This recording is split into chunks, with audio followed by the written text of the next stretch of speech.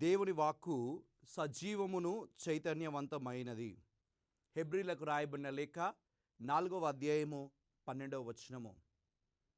జీవవాక్కు వీక్షకులారా, దేవుని వాక్కు సజీవము.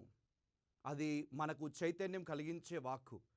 ఆ వాక్కును ప్రతిరోజు ధ్యానించాలనే ఒక చిన్న ప్రయత్నమే సంధ్యా మన్నా అనే ఈ కార్యక్రమం.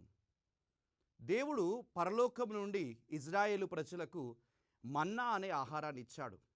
అదేవిధంగా దేవుని వాక్కు అనే ఆహారము ప్రతిరోజు సాయంత్రం మనం ధ్యానించాలనే ఈ చిన్న ప్రయత్నమే సంధ్యా మన్నా. ఈ కార్యక్రమాన్ని మీరు ఆదరిస్తారని మేము ఆశిస్తున్నాం.